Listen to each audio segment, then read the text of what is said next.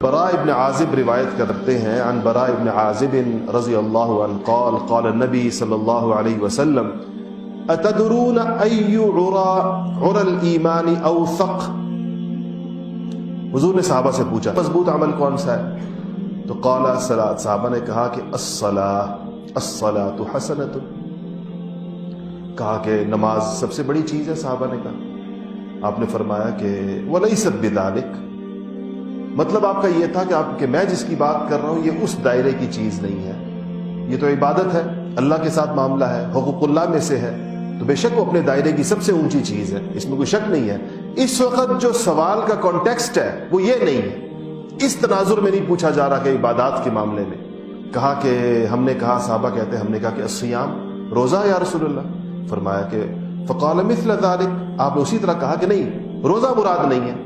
کہا حتی ذکرنا الجہاد، ہم بتاتے رہے نماز، روزہ، حج کہا ہوگا اس کے بعد. کہتے پھر ہم نے آخر میں کہا کہ جہاد یا رسول اللہ، اللہ کے راستے کے اندر لڑائی، یہ سب سے مضبوط عمل ہے.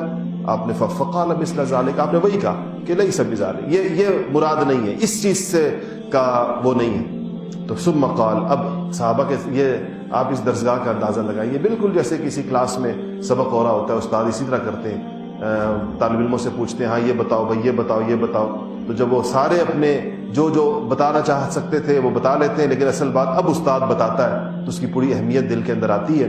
تو آپ نے فرمایا کہ نہیں، اوثق عرى الایمان، ایمان کا جو سب سے مضبوط علامت ہے، ایمان کے اندر جو سب سے مضبوط عمل ہے وہ کیا ہے؟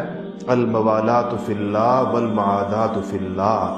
آپ نے فرمایا کہ اللہ کے لیے دوستی اور اللہ کے لیے دشمنی. الحب فی اللہ والبغض فی اللہ، اسی کے نام پر محبت اور اسی کے نام پر بغض رکھنا، یہ اتنی بڑی چیز ہے. یہ اس لیے اہمیت کے ساتھ، جو میں نے شروع میں بیان کی نا کہ نماز، روزے، حج، زکوٰۃ کی اہمیت پر تو بہت کچھ آ چکا تھا، صحابہ کو اس کی اہمیت پتہ تھی. اسی لیے اس سوال کے جواب میں صحابہ نے سب سے پہلے جو ان کی انڈرسٹینڈنگ تھی کہ دین کا سب سے بڑا عمل، صحابہ جو ابھی تک سمجھے تھے، انہوں نے فوراً کہہ دیا کہ نماز ہے. اور حقیقت بھی ایسے ہی ہے، اگر اوور آل دین کو لیا جائے مکمل طور پر تو سب سے بڑی اہم ترین چیز جو دین کی ہے وہ نماز ہی ہے.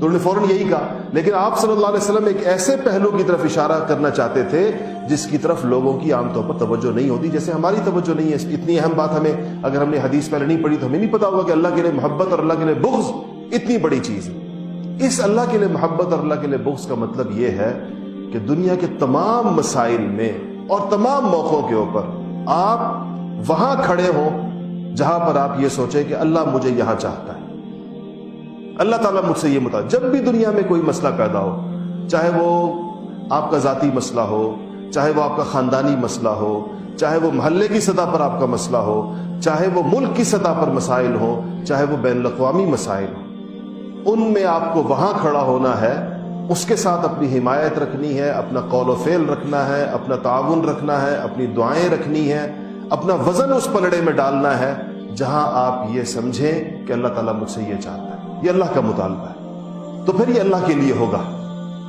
پھر یہ اللہ کے لیے ہوگا، اور یہ کہلائے گا کہ یہ اللہ کے لیے محبت ہے اور یہ اللہ کے لیے بغض اور عداوت ہے.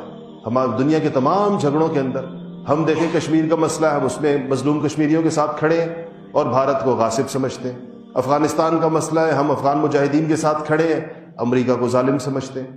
فلسطین کا مسئلہ ہے، مظلوم فلسطینیوں کے ساتھ کھڑے ہیں، یہودیوں کو غاصب سمجھتے ہیں. یہ بھی الحب فی اللہ اور بغض فی اللہ کی وجہ، کہ اسے اللہ کی وجہ سے یہ موقف رکھا جاتا ہے کہ اللہ تعالیٰ ہم سے کیا چاہتا ہے، اللہ میں کس طرف دیکھنا چاہتا ہے. تو یہ تو ہو گئے بین الاقوامی اور دنیا کے بڑے مسئلے.